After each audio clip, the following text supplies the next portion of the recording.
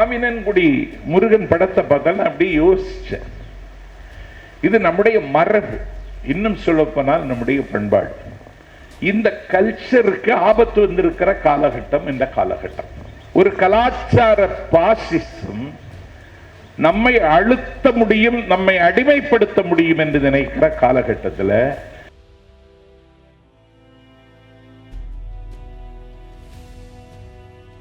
அந்த சிலையில் அபிஷேகம் செய்த சந்தனத்தை விற்றே வருமான வரி கட்டுகிற பணக்காரனாக ஒரு பூசாரி மாதிரி இருக்கிறார் என்பதை நான் அறிவேன். உலகத்தில் நோயே வராம ஒருத்தன் இருந்தான், அவனுக்கு பேரு ராவணன். ஆனா அவனுக்கு இன்னொரு நோய் வந்துடுச்சு. இந்த முருக வழிபாட்டுக்கு பின்னாலேயே சித்த மருத்துவம் பின்னால் இருக்கிறது. நிலவேம்பு கஷாயத்தை கொடுத்தாங்க. இந்த நிலவேம்பு கஷாயத்தை கொடுத்துறவன் நீட் எழுதல, நீட்டு படிக்கல. நாடே கார்ப்பரேட் மயம் ஆகி வருகிற காலகட்டத்தில் மருத்துவமும் கார்ப்பரேட் ஆகிவிட்டது. கருத்தரிக்கல, கன்சீவ் ஆகல, என்னன்னு தெரியல அப்படின்னு சொன்னா ஏதாவது நாட்டு மருந்து சாப்பிட்டீங்களான்னு டாக்டர் கேட்கிறார். எங்க கை வைக்கிறான் பாரு. இது பாரதிக்கு தஞ்சம் தந்த இடம். இது பாரதிக்கும் தஞ்சம் தரும், பேய்க்கும் தஞ்சம் தரும். சித்த மருத்துவம் எதுக்குன்னா இந்த ரகசிய வியாதிகள்னு சொல்றோம்ல, அதுக்கு இந்த ஆண்மை விருத்திக்கு தான் சித்த மருத்துவம் உதவும், வேற ஒண்ணுக்கும் உதவாதுன்னு எல்லார் தரப்புல ஒரு நம்பிக்கை இருந்து வந்தது. எனக்கு இங்க வந்தா எல்லாருக்கு கையிலையும் ஆவினன்குடி பழனி முருகனுடைய படத்தை நினைவு பரிசாக கொடுக்கிறார்கள். பழனி முருகனுடைய சிலை போகர் என்கிற சித்தர் செய்த சிலை, நவபாஷாணத்தினால் செய்த சிலை. அந்த சிலையில் அபிஷேகம் செய்த சந்தனத்தை விற்றே வருமான வரி கட்டுகிற பணக்காரனாக ஒரு பூசாரி மாதிரி இருக்கிறார் என்பதை நான் அறிவேன். அதுல பூசின சந்தனத்தை வித்துட்டே பணக்காரன் ஆயிட்டான். அந்த முருகனுக்கும் தமிழுக்கும் தமிழ் பண்பாட்டுக்கும் ஒரு தொடர்பு நீண்ட காலமாகவே இருக்கிறது. ஒரு பெரிய அத்வைத சித்தாந்தி ஆதிசங்கரர், அதிசயங்களை நிகழ்த்தியவர், சமணத்தையும் பௌத்தத்தையும் விவாதம் செய்து வீழ்த்தியவர் ஆதிசங்கரர். அவருடைய பஜகோவிந்தம், அவருடைய சௌந்தரிய லகரி, அவருடைய கனகதாரா ஸ்தோத்திரம் எல்லாவற்றையும் நான் வாசித்திருக்கிறேன். பெரிய வித்தகர். கேரள மாநிலம் மலையாள மண்ணில் காலடியில் பிறந்து கால்நடையாகவே இந்தியா முழுவதும் நடந்து இந்த மண்ணில் பிறந்த பௌத்தத்தையும் சமணத்தையும் தன்னுடைய விவாதத்தாலும் தன்னுடைய அணுகுமுறையாலும் சாய்த்து 6 சமயங்களை ஒரு கூட்டுக்குள் கொண்டு வந்து மிகப்பெரிய புரட்சி செய்த அந்த ஆதிசங்கரருக்கு ஒரு நோய் வந்து விட்டது. நோய் எல்லாருக்கும் வரும், நோய் வராம யாரும் இருக்க முடியாது. என்னுடைய பேராசிரியர் இளம்பரை மணிமாறன் சொல்லுவார், எல்லாருக்கும் நோய் வருண்டா. உலகத்தில் நோயே வராம ஒருத்தன் இருந்தான், அவனுக்கு பேரு ராவணன். ஆனா அவனுக்கு இன்னொரு நோய் வந்துடுச்சு அப்படின்னு சொல்லுவாங்க. நோய் வரும். அந்த ஆதிசங்கருக்கு நோய் வந்து கர்நாடக மாநிலத்தில் இருக்கிற ஒரு சிவக்ஷேத்திரத்தில் போய் அவர் சாமி கும்பிட போனால, நீ என்ன பார்த்து புண்ணியம் இல்லை, அலைமேவும் கடலோரம் திருச்செந்தூர்ல இருக்கிற என் மகனை போய் பாரு, கும்பிட்டுட்டு பன்னீர் இலை பிரசாதம் வாங்கி சாப்பிடு, உன் நோய் தீந்துரும்னு சொல்லி சிவபெருமான் சொல்லி அவர் திருச்செந்தூருக்கு வந்தார். திருச்செந்தூருக்கு வந்து பன்னீர் இலை பிரசாதம் வாங்கி நெத்தியில பூசி அதை சாப்பிட்ட பிறகு அவருடைய நோய் முற்றிலுமாக தீர்ந்து விட்டது. அதற்கு நன்றி தெரிவித்து அவர் திருச்செந்தூர்ல முருகனுக்கு சுப்பிரமணிய புஜங்கம்னு ஒரு புஜங்கம் பாடினார். நான் ஒரு நாள் திருச்செந்தூருக்கு போய் அங்க இருக்கிற அர்ச்சகர்கிட்ட 2000 ரூபாய் தரேன், சுப்பிரமணிய புஜங்கம் பாடி அர்ச்சனை பண்ணுங்கன்னு சொன்னேன். அப்படின்னா என்னன்னு அவருக்கு தெரியல. ஆனா இந்த திருச்செந்தூர் முருகன், பழனி ஆவினன்குடி முருகன், அது ஒரு போகர் என்கிற சித்தர் செய்தது என்பது நாம் எல்லோரும் அறிந்த ஒன்று. இந்த முருக வழிபாட்டுக்கு பின்னாலேயே சித்த மருத்துவம் பின்னால் இருக்கிறது. ஒரு குமரக்குருபரர் என்று ஒருவர் வாய் பேச முடியாமல் இருந்தார். வாய் பேச முடியாமல் இருந்தவர் திருச்செந்தூர் முருகனை வழிபட்டு பிள்ளை தமிழில் பெருமைக்குரிய படைப்பு படிக்க படிக்க தேனாய் தித்திக்கின்ற மீனாட்சி அம்மை பிள்ளை தமிழை, முத்துக்குமார சுவாமி பிள்ளை தமிழை தந்த குமரக்குருபரர் முருகன் அருளால் தான் வாய் பேச முடியாத ஊமையாக இருந்து பேசினார் என்று வரலாறு இருக்கிறது. பகழிக்கூத்தர் வயிற்று வலியால் அவதிப்பட்டு தற்கொலை செய்ய வேண்டிய அளவுக்கு அவர் துரத்தப்பட்டு அந்த பகழிக்கூத்தர் திருச்செந்தூர் முருகன் அருளால் வயிற்று வலி தீர்ந்து திருச்செந்தூர் முருகன் பிள்ளை தமிழ் என்று அவர் பாடினார். இப்படி முருகனுக்கும் தமிழுக்குமான தொடர்பு. அருணகிரிநாதர் அவருக்கு தொழுநோயே வந்துவிட்டது. பெண் முயக்கம், முறைகேடாத உறவு, பாலியல் தொழில் செய்யக்கூடிய பெண்களோடு ஏற்பட்ட சகவாசத்தில் தொழுநோய் வந்து ஒரு நாள் அவருடைய சகோதரி உண்ட உணவின் கொழுப்புகளை யாராவரோடு கூடி தனித்துக் கொள்ள வேண்டும் என்பதுதான் உன் வாழ்க்கையின் குறிக்கோள் என்றால் என்னையே அனுபவிச்சுக்கிடான்னு அவங்க சகோதரி சொல்லிட்டார்.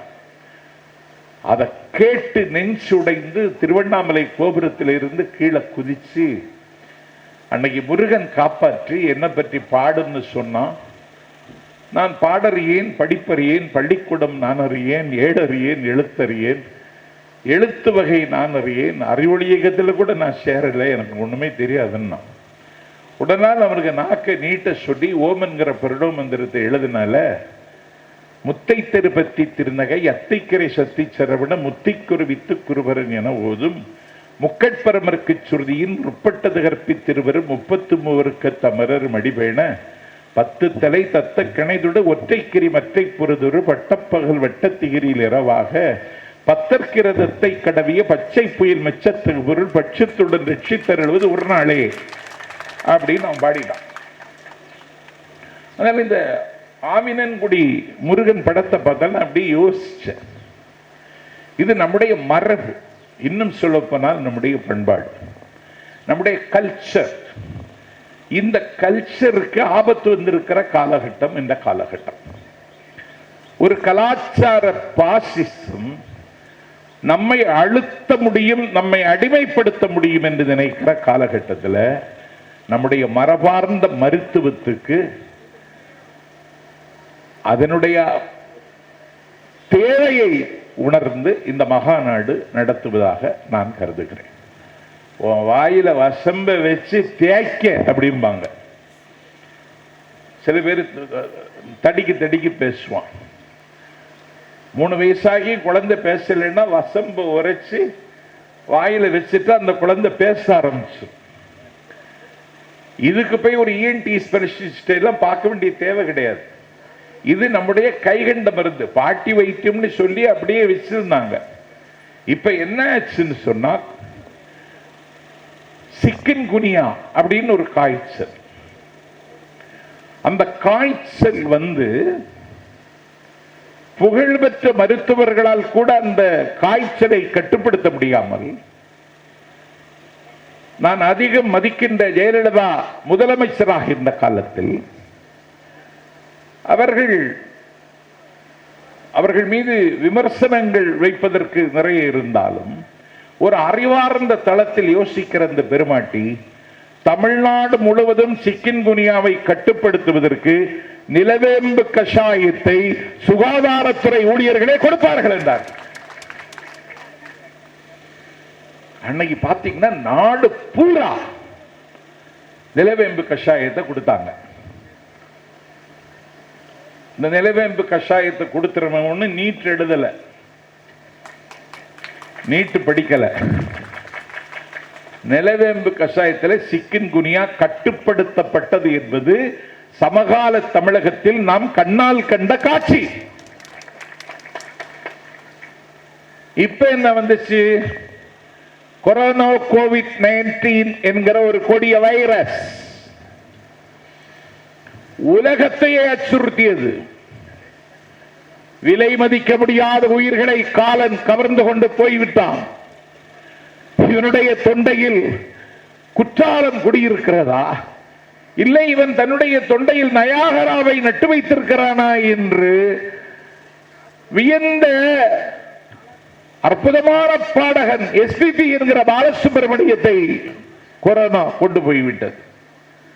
தமிழ்நாட்டினுடைய நம்பர் 1 பிசிசியன் டாக்டர் திருவேங்கடம் 94 வயது, எக்ஸ்ரே ஸ்கேன் எதுவும் இல்லாமல் சிகிச்சை அளிக்கக்கூடிய மருத்துவர்களுக்கெல்லாம் மருத்துவர் டாக்டர் திருவேங்கடம், அவரை இந்த கொரோனா கொண்டு போய்விட்டது. இந்திய துணைக்கண்டத்தின் கற்றறிந்த பெருமகன் வரிசையில் வைத்து நாடு கொண்டாடுகின்ற இந்தியாவின் முன்னாள் குடியரசுத் தலைவர், தான் பிறந்த மண்ணுக்கு பெருமை சேர்த்த பெருமகன், இந்தியாவின் நிதியமைச்சராக இருந்த பிரணாப் முகர்ஜி. என் பெருமைக்குரியவர்களே, திருவல்லிக்கேணி சேப்பாக்கம் சட்டமன்ற உறுப்பினர் அன்பழகன், பெரம்பூர் தொகுதியின் சட்டமன்ற உறுப்பினராக இருந்த வெற்றிவேல், இப்படி பல விலை மதிக்க முடியாத உயிர்களை கொரோனா கொண்டு போயிற்று. எத்தனை பேர் இறந்தார்கள் என்கிற விவரம் அரசிடம் இன்னும் தெளிவாக இல்லை. என்னாச்சு அவரை காணலையே அப்படின்னு கேட்டால் கொரோனாவில் போயிட்டாரு. அப்படி கொரோனா சத்தம் இல்லாமல் கொன்று விட்டது பல பேரை. இந்த கொரோனா கோவிட்-19 என்கிற கொடிய வைரஸ் வந்ததற்கு பிறகு, மருத்துவமனையில் அனுமதிக்கப்பட்ட பிறகு என்ன கொடுத்தார்கள் என்று நான் கேட்டு பார்த்தால் சாப்பாடு கொடுத்தார்கள். சாப்பாடு கொடுத்தாங்க. வேற என்ன கொடுத்தாங்க அப்படின்னு கேட்டா பாராசிட்டமல் இல்லைன்னா டோலோ, இதுதான் கொடுத்தாங்க. வேற ஒன்றும் கொடுக்கல. ஆனா இந்த கொரோனா கோவிட்-19 என்கிற கொடிய வைரஸ் அதற்கு கட்டுப்படவில்லை என்று சொன்ன மாத்திரத்தில் புகழ்பெற்ற நம்பர் 1 பிசிசியன் எம்டி, பல டாக்டர்களுக்கு சீனியராக இருக்கக்கூடிய ஒரு மெடிக்கல் காலேஜினுடைய யூனிட் சீஃப், அவர் எதை பரிந்துரை செய்தார் என்றால், கபசிர குடிநீரை கொடுங்கள், இந்த கொரோனா கோவிட் வைரஸ் கட்டுப்படுத்தப்படும் என்றார். நாடெல்லாம் கொடுத்தார்கள், எல்லோரும் குடித்தார்கள், நான் உட்பட. கொரோனாவை வராமல் தற்காத்துக் கொள்வதற்கு கபசுர குடிநீரை தவிர வேற மருந்து கிடையாது. வராம கட்டுப்படுத்துவதற்கு இன்னைக்கு லண்டன்ல 2வது தடவையாக உருமாறியது. இன்றைக்கு இந்தியாவில் 7 மாநிலங்களில் மீண்டும் திரும்ப வருகிறது என்ற ஒரு செய்தி இன்றைக்கு காலையில் தொலைக்காட்சியில் பார்த்துவிட்டுத்தான் நான் அரங்கத்திற்கு வருகிறேன். இந்த கொரோனா கோவிட்-19 என்கிற வைரஸை கண்மூடி கண் திறப்பதற்குள் இந்த உலகத்தை என் காலடியில் கொண்டு வர முடியும் என்று நினைக்கின்ற வல்லாதிக்கம் அமெரிக்கா கட்டுப்படுத்த முடியவில்லை. சூரியனை அஸ்தமிக்காத பிரிட்டிஷ் சாம்ராஜ்யம் லண்டன் கட்டுப்படுத்த முடியவில்லை, தோற்று போனது. இந்த பிரேசில் தோற்று போயிற்று, ஜெர்மன் தோற்று போய்விட்டது, பிரான்ஸ் தோற்று போய்விட்டது. ஆனால் வல்லாதிக்க நாடுகள், வல்லரசு நாடுகள் கொரோனா கோவிட்-19 என்கிற கொடிய வைரஸை கட்டுப்படுத்துவதில் தோற்று போனால், இந்தியாவிலும் இன்ப தமிழகத்திலும் நாம் அதிலே வெற்றி பெற்றிருக்கிறோம் என்றால் சித்த மருத்துவம் அதற்கு பின்னால் நின்றது என்பதை நன்றி உள்ளவர்கள் யாரும் மறந்துவிட மாட்டார்கள். இன்னைக்கு மருத்துவம் சர்வீஸ் இல்ல, தொழில் ஆகிவிட்டது. நோய் நாடி, நோய் முதல் நாடி, அது தணிக்கும் வாய் நாடி என்று மருத்துவத்துக்கு இலக்கணம் வகுத்தான் வான்புகழ் வள்ளுவன். ஆனா இன்னைக்கு என்ன சின்ன மருத்துவம் பெரிய தொழில் ஆயிற்று. நாடே கார்ப்பரேட் மயம் ஆகி வருகிற காலகட்டத்தில் மருத்துவமும் கார்ப்பரேட் ஆகிவிட்டது. கார்ப்பரேட் ஹாஸ்பிட்டல், ஹாஸ்பிட்டல் பேரை சொல்லக்கூடாது, இதெல்லாம் கார்ப்பரேட் ஹாஸ்பிட்டல். எனக்கே ஒரு தென்காசியில் ஒரு நிகழ்ச்சியில் கலந்து கொண்டு மேடைக்கு இருக்கும் பொழுதே கடுமையான காய்ச்சல். என்னாலே கொண்டு வந்த செய்தியை கொட்ட முடியாத அளவுக்கு காய்ச்சலில் நான் சரியாக பேச முடியவில்லை. தென்காசியில் இருந்து என்னுடைய தங்கை ஸ்ரீவில்லிபுத்தூரில் இருக்க என் தங்கை வீட்டுக்கு சென்றேன். இப்படி காய்ச்சல் அடிக்கி இப்படி படுத்து கிடக்க ஒண்ணுமே புரியலையே அப்படின்னு சொல்லிட்டு என்னை மதுரையில் இருக்கிற ஒரு புகழ்பெற்ற மருத்துவமனையில் கொண்டு போய் சேர்த்தார்கள். 8 நாள் சிகிச்சை, 7 நாள் சிகிச்சை முடிந்த வந்து டிசீஸ் கிடையாது. ஒரு டிசீஸுக்கான காரணம் தான் காய்ச்சல் அப்படின்னு நான் படிச்சிருக்கேனே, இன்னும் இந்த டாக்டர்கள் ஒன்றும் சொல்ல மாட்டேங்கிறாங்களேன்னு சொல்லிட்டு நான் என் மனைவியிட்ட டிஸ்சார்ஜ் பண்ணி போயிடுவோம் அப்படின்னு சொன்னால, இல்லை இன்னும் 2 நாள் அதெல்லாம் முடியாது, நான் இன்னைக்கு போகணும் அப்படின்னு சொல்லி டிஸ்சார்ஜ் பண்ணால 86,000 ரூபாய் 7 நாள் காய்ச்சலுக்கு. நான் அந்த பில்லு கொண்டு வந்த செவிலியர்கிட்ட சொன்னேன், இதை விட காய்ச்சல் பரவாயில்லைன்னு சொன்னேன். சொல்லிவிட்டு நான் வீட்டுக்கு போயிட்டேன். என் கிராமத்துக்கு போய் ஒரு சித்த மருத்துவர் எனக்கு ஒரு கஷாயம் செய்து தந்து, இது 6 வேளை குடி அப்படின்னு சொன்னார். 6 வேளை குடிச்சேன். என்னுடைய காய்ச்சல் காணாமல் போய்விட்டது. அவருக்கு கொடுத்தது 40 ரூபாய் தான் கொடுத்தேன். ஒண்ணு வேண்டான்னு சொன்னாரு. என் பாக்கெட்ல 40 ரூபாய் தான் இருந்து எடுத்து கொடுத்தேன். நான் இதை நான் சொல்லுவதற்கு காரணம் என்னுடைய அனுபவம். இன்னைக்கு எல்லாத்துக்கும் ஸ்கேன் எடுக்கணுங்கிறான், நகைச்சு தின்னு போனாலும் ஸ்கேன் எடுக்கணுங்கிறான். குணப்படுத்த வேண்டிய விரலை ரணப்படுத்தி அதை பணப்படுத்துகிற வேலை தான் இப்பொழுது நடந்து கொண்டிருக்கிறது. அது கார்ப்பரேட் ஆனா இப்படி இருக்கும், அவங்களுக்கு இரக்கமும் ஈரமும் இருக்காது. இந்த கார்ப்பரேட் யுகத்தில் இன்றைக்கு நாம் அதற்கு அடிமையாகிவிட்ட ஒரு அந்தகாரம் சூழ்ந்திருக்கின்ற இந்த காலகட்டத்தில் இந்த மகாநாடு மிகுந்த முக்கியத்துவம் பெறுகிறது. கூப்பிட்டவுடன் நான் வர்றேன்னு சொல்லிட்டேன். நான் ஒரு 3 நாளா ஒரு PhD படிக்கிற ஒரு மாணவனுக்கு அவனுடைய கைடு 3 ஆண்டு காலம் வழிநடத்தியவர் அவன் முரண்டு பிடிச்சு கையெழுத்து போட மாட்டேன்னு தகராறு பண்ணிட்டு இருக்கார் ஒரு பேராசிரியர். நான் அந்த பேராசிரியரை சமாதானம் செய்து வைத்து தற்கொலை செய்வதற்கு நினைத்த அந்த மாணவனை சமாதானப்படுத்தி அந்த ஆய்வை நான் தான் அவன் அருகில் இருந்து இரவெல்லாம் விழித்திருந்து முடிப்பதற்கு எழுதி கொடுத்து நேற்றைக்கு அவன் டாக்டர் பட்டம் பெற்ற மகிழ்ச்சியில் நான் இங்கே புறப்பட்டு வந்தேன். எனக்கு தூக்கம் இல்லை. ஆனா இந்த சித்த மருத்துவ மகாநாட்டின் முக்கியம் என்பது இதுதான் நமது மருத்துவம், இதுதான் தமிழர்களின் மருத்துவம்.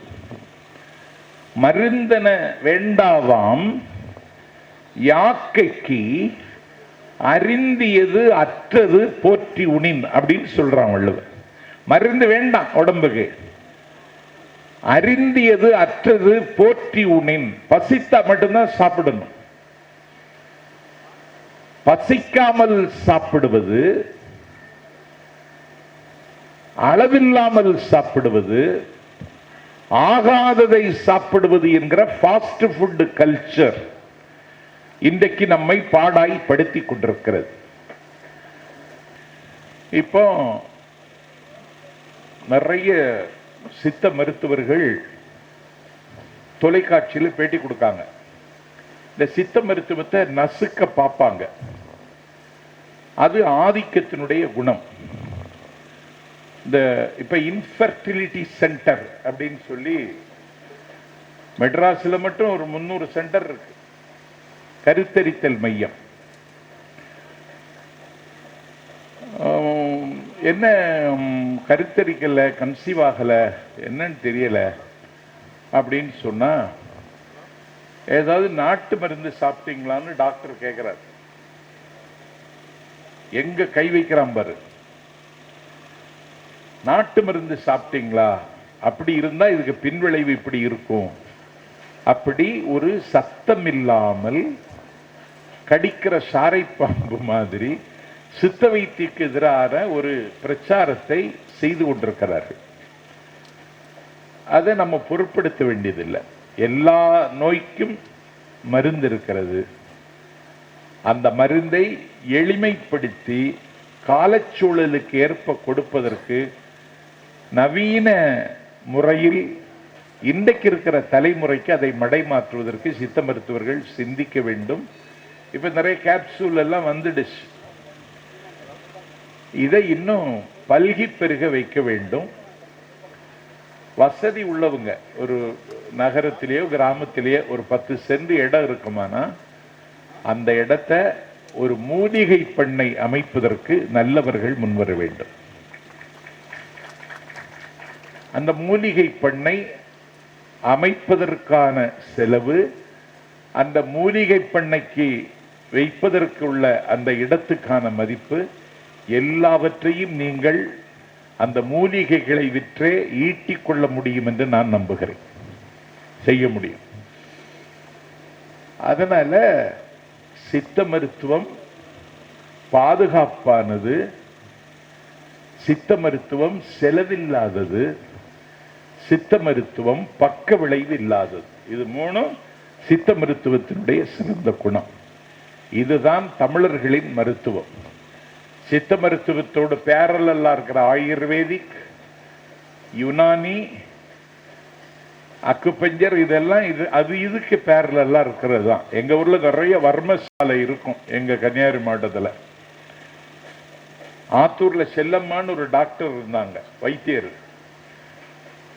திமுகவின் மாவட்ட செயலராக எம்எல்ஏ ஆக இருந்தாங்க டாக்டர் ஆல்பன். அவருடைய மனைவியும் போன பிறகு எம்எல்ஏ இருந்தாங்க டாக்டர் புஷ்பலீலா ஆல்பன்.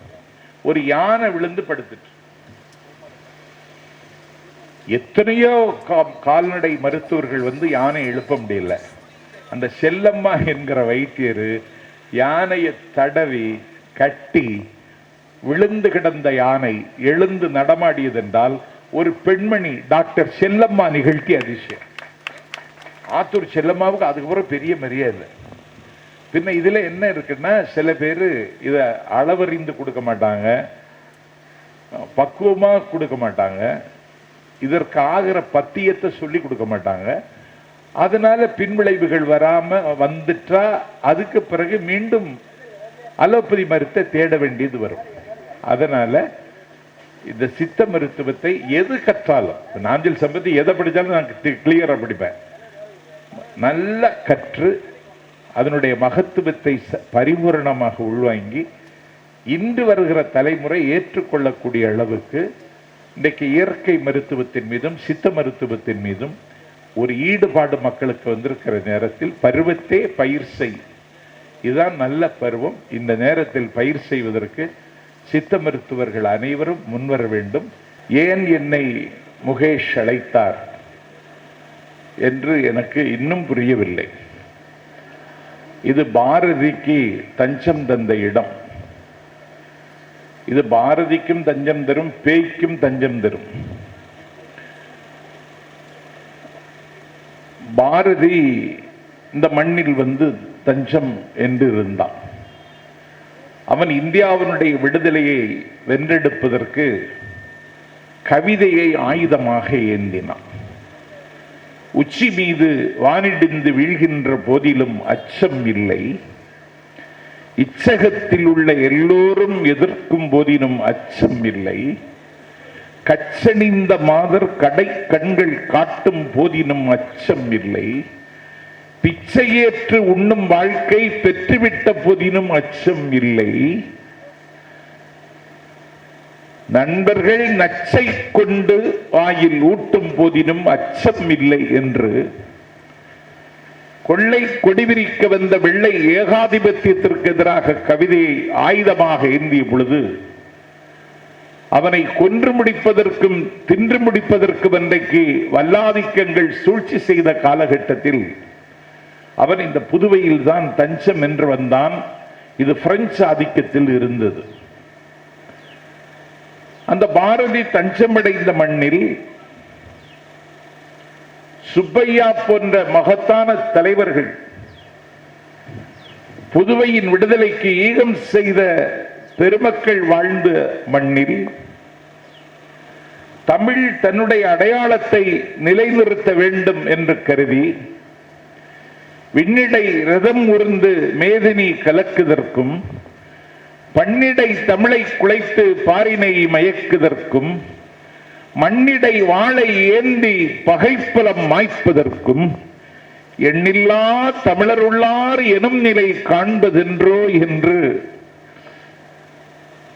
பாஸ்பரஸ் கவிதைகளை அக்கினி கவிதைகளை அள்ளி பொழிந்த தமிழியக்கம் கண்ட பாவேந்தன் பிறந்த பெருமைக்குரிய மண்ணில் இந்த மகாநாடு நடப்பது மிக பொருத்தம்.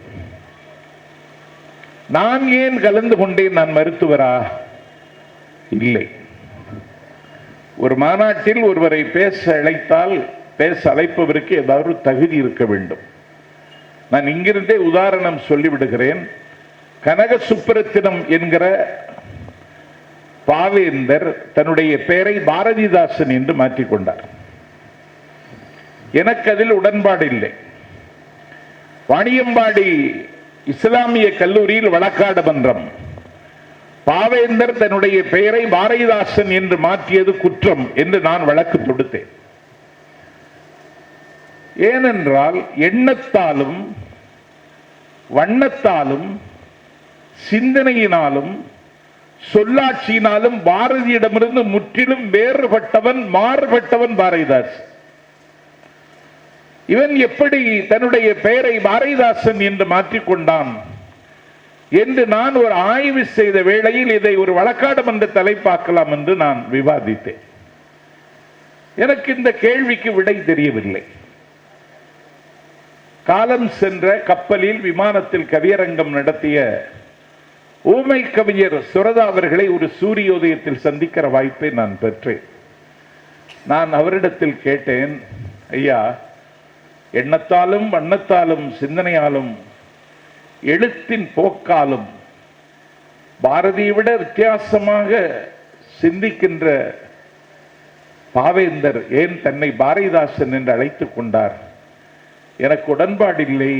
ஆனால் அப்படி அவர் அழைத்துக் கொண்டதிலே என்ன இருக்கிறது, எனக்கு ஒன்றுமே புரியல அப்படின்னு கேட்டேன். அப்போது ஊமை கவிஞர் சுரதா என்னிடத்தில் நேரடியாக சொன்னார், ஒன்றும் இல்லடா, அவனுக்கு தாண்டா ஃபேஸ் வேல்யூ இருந்துன்னு சொன்னார். என்னை இந்த மாநாட்டுக்கே முகேஷ் கூப்பிட்டாருன்னா எனக்கு ஒரு ஃபேஸ் வேல்யூ இருக்குன்னு அவர் நம்புகிறார். அவருடைய நம்பிக்கைக்கு பங்கம் வராமல் நான் உரையாற்ற வேண்டும் என்று உங்கள் முன்னால் இருக்கிறேன்.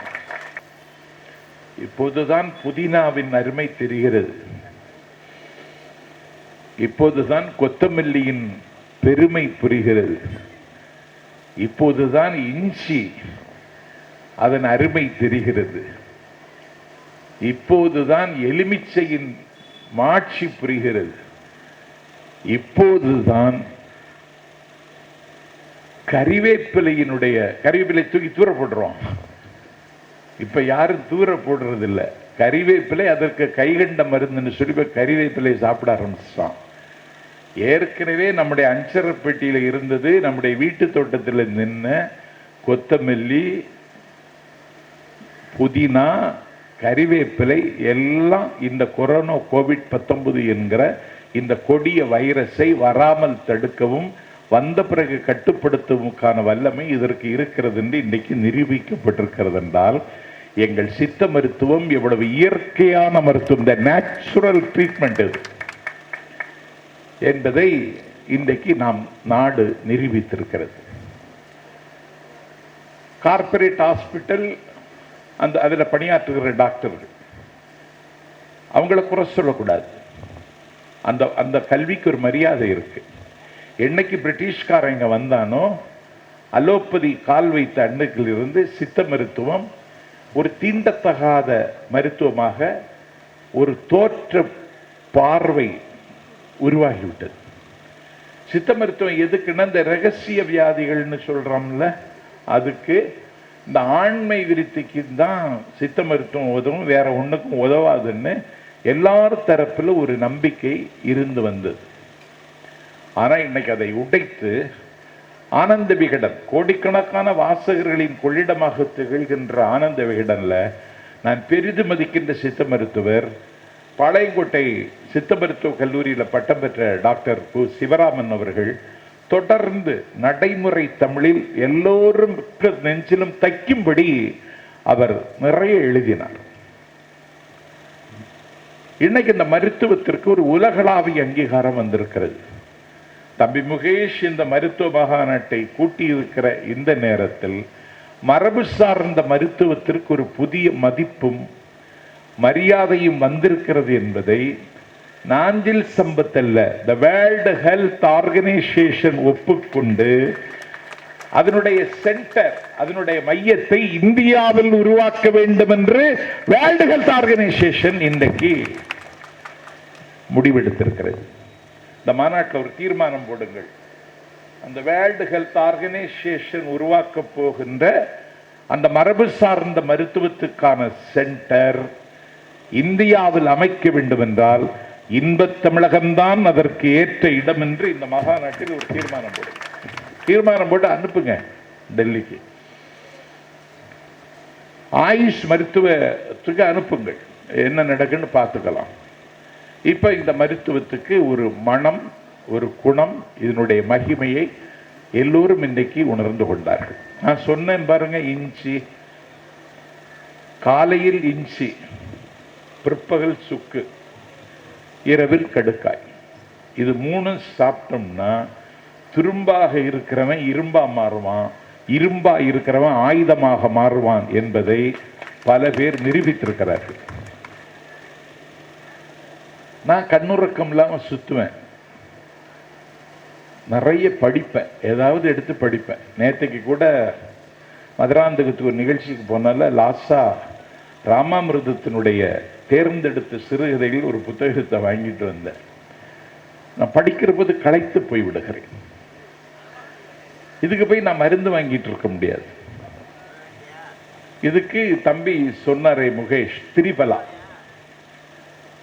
திரிபலாவை 2 வேளை கொஞ்சம் மேல வெந்நீர்லோ தேநீர்லோ கலந்து சாப்பிட்டா ஒரு நாள் முழுவதும் என்னால் உற்சாகமாக இருக்க முடிகிறது. நான் இன்னும் உற்சாகமா ஏங்கிட்டு தான் இருக்கேன். நான் என் வயசை யாருக்கும் சொல்றது இல்லை. இந்த ரோட்டரி கிளப்ல, லயன்ஸ் கிளப்ல பேச போனா பயோடேட்டா கேட்பான், அதுல டேட் ஆஃப் பர்த்னு கேட்பான்.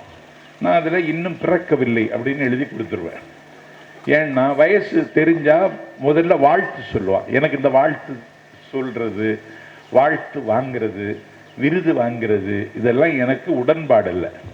ஆச்சார கோடுகளை, நிர்பந்த ஒப்பனைகளை முற்றிலுமாக நிராகரிக்கிற ஒரு சுயமரியாதைக்காரன்.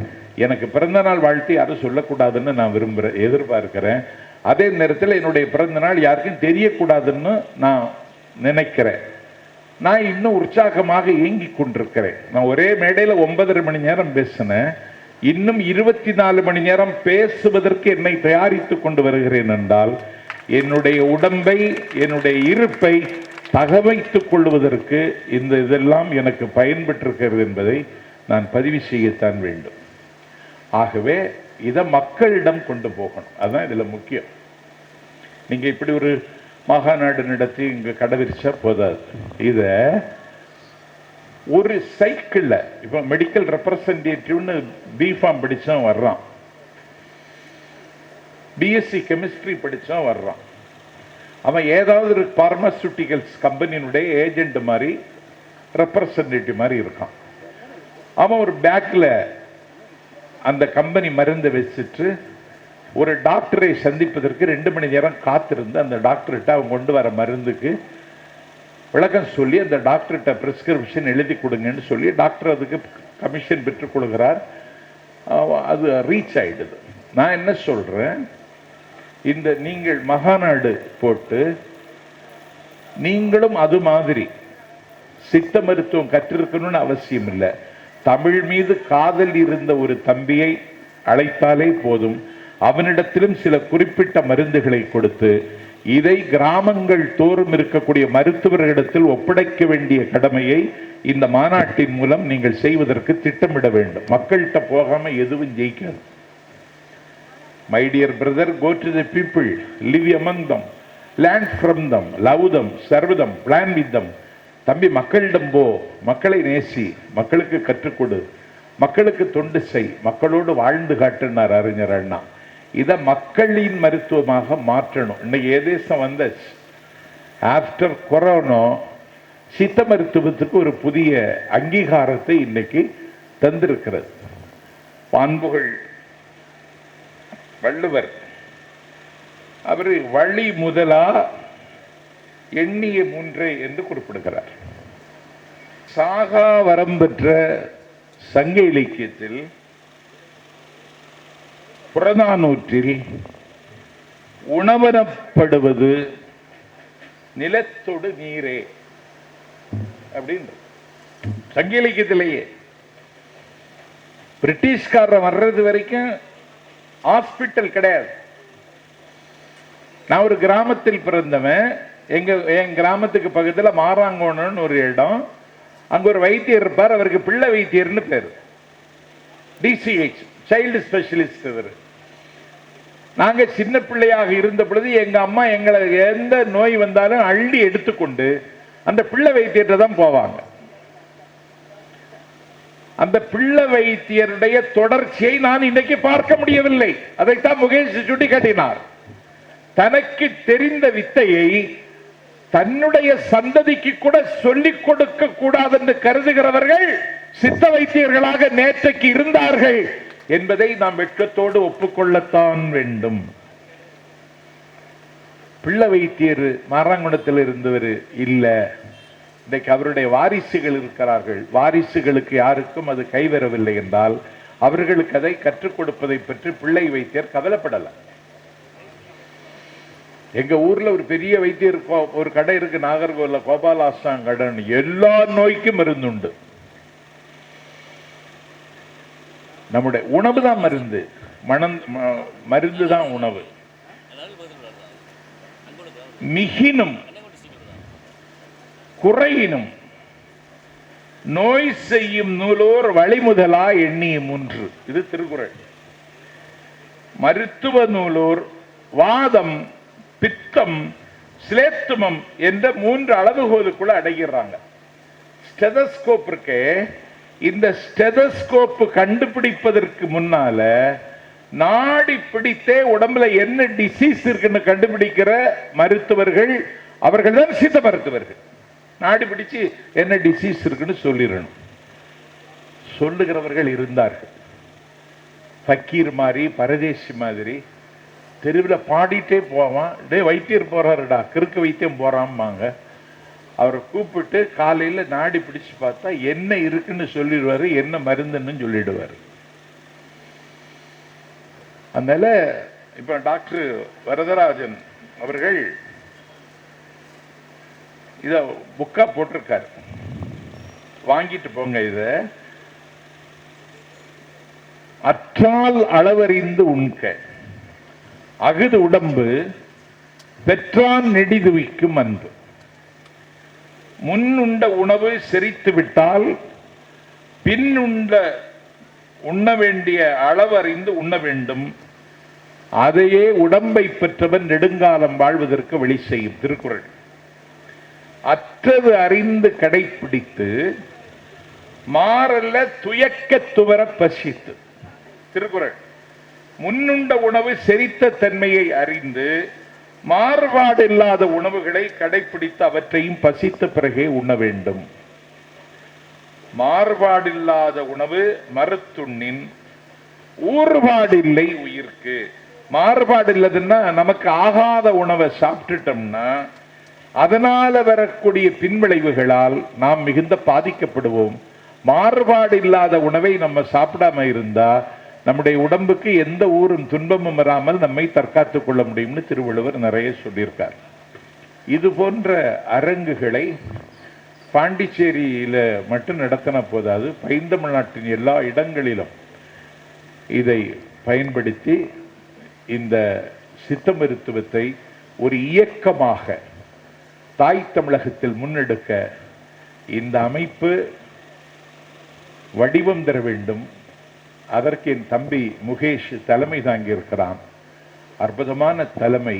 இந்த தலைமையின் கீழ் எந்த பால் செய்யக்கூடிய குழு மனப்பான்மை, உருக்குலைக்கு உட்பகை எல்லாம் ஒன்றும் இல்லாமல் இந்த மருத்துவம் வெல்ல வேண்டும் என்பதை நோக்கமாக கொண்டு எல்லோரும் பாடுபட வேண்டும் என்று உங்கள் அனைவரையும் வணங்கி கேட்டு, இன்னும் பேசப்படாது. ஏன்னா உங்களுக்கு மட்டுமில்லை, எனக்கும் பசிக்குது. இந்த குறிப்பறிந்து பேசணும். ஒருத்தன் இப்படி தான் பேசிகிட்டே இருந்தான். அமெரிக்காவில் ஒருத்தன் முன்னாடி உட்கார்ந்து துப்பாக்கி எடுத்து குறி பார்த்துட்டான் அவனை சுடுறதுக்கு. இந்த பேச்சாளனுக்கு கை கால் நடுங்கி அப்படியே ஆடிட்டான். அந்த குறி பார்த்தவன் சொன்னான், நீ பேசு, நான் ஒன்றும் செய்ய மாட்டேன். உன்னை எவன் கூட்டிகிட்டு வந்தானோ அவனுக்காகத்தான் குறி பார்க்கிறேன் நான். அதனால் எனக்கு ஒன்றும் ஆனாலும் ஒன்றும் இல்லை. என் லைஃபை நான் கிட்டத்தட்ட அந்திமத்துக்கு வந்ததாகவே கருதுகிறேன். என் ஆயுளின் எவ்வளவு நாள் இருக்குன்னுலாம் நான் நினைக்கவும் இல்லை, அதை எதிர்பார்க்கவும் இல்லை. ஆனால் என் தம்பி சித்த மருத்துவர் இதுக்கு தலைமை தாங்கி இருக்கிற முகேஷுக்கு எதுவும் ஆகிவிடக்கூடாதுங்கிற நல்ல எண்ணத்தில் என்னுடைய பேச்சை இத்தோடு நிறைவு செய்கிறேன். நன்றி, வணக்கம். முழுக்க தன் நலன், தன் குடும்ப நலனை மட்டுமே குறிக்கோளாக கொண்டு ஜெயலலிதாவோடு இருந்து இந்த நாட்டையே சுரண்டி சூறையாடிய அம்மையார் சசிகலாவை போய் இவர் பார்க்கிறார் என்று சொன்னால் இந்த அரசியல் அருவருப்பான அரசியல் இல்லையா? அருவருக்கத்தக்க அரசியல் இல்லையா? மக்கள் எப்படி இவங்களை பார்ப்பாங்க? இந்த இளைஞர்கள் எப்படி இவரை நம்பி போகிறாங்க? அதுதான் இப்போ எனக்கு வேதனை செய்யுது. உண்மையான மொழி நலன், இன நலன், நாட்டின்